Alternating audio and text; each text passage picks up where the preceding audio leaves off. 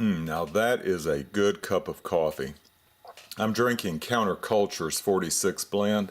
This is a great cup of coffee that I want to bring you a review of later today if I have time. But today I want to give you my impressions of a knife. And it's this Gerber Commuter. This was sent to me a few weeks ago by That's Pep's Knife 63. And he actually sent me two knives in that care package, but this one is my favorite. I don't mind saying that.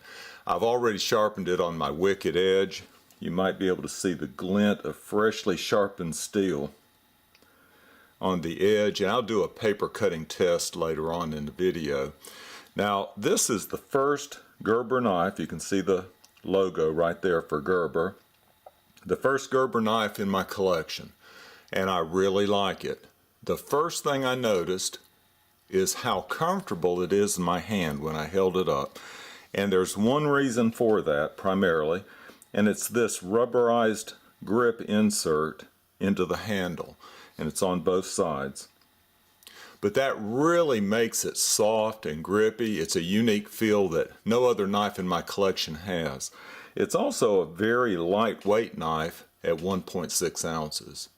Now let me describe the blade a little bit. The blade is just under 3 inches long. It's made of 420 HC steel, and it's easily sharpened. I probably didn't put enough time into this to get a mirror polish, but it just sharpened up so easily. Now they put a stone wash finish on it, which I like because it'll hide the scratches. Now you'll notice over here that it was made in Portland, Oregon. Let me get the camera to focus. Maybe you can see that. You know, I see so many knives being reviewed on YouTube that are made in China, and I just haven't gotten on that bandwagon yet. Now, although this knife is only designed for light cutting tasks, it's still very secure in my hand with this rubberized grip, but also this finger choil right here, and the non-aggressive jimping on the top helps keep it secure also.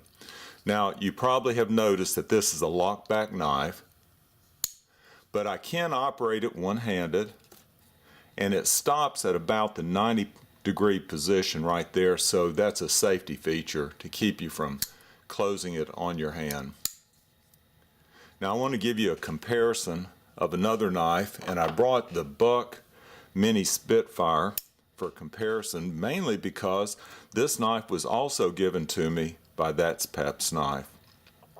It's a little smaller knife than the Commuter. This one is 6 1/4 inches long versus 7 inches long for the Commuter.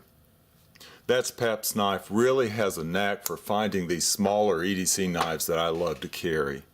Let's see how it cuts paper. Like I say, I just sharpened it up.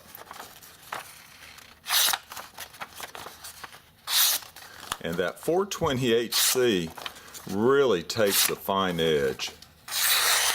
I can cut multiple curves into the paper. So let me summarize what I like about this knife and one thing that I don't really prefer. Number one, as I've said, my biggest impression with this knife is just how comfortable it is in my hand, and there's one primary reason for it, and it's these rubberized grip inserts. I don't have any other knife in my collection that feels like this knife. Number two, it's so lightweight. I forget that I even have it in my pocket at 1.6 ounces. Number three, the 420 HC steel is just very easy to sharpen. So even if it does get dull eventually, I can put it on my wicked edge and put a razor's edge back on it very easily. Now, I haven't mentioned the cost, but this is a relatively inexpensive knife. You can find it at a number of places for under $30. I'll put an Amazon link to this knife below.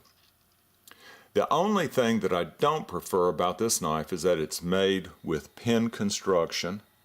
You can see right there 2 pins. I would prefer screws instead of pins so that I could clean it more easily, but with these pins it isn't going to be a knife that I'm going to take apart to clean. So there you have it, the Gerber Commuter. It's a gift that I'll enjoy carrying for years to come. Y'all take care.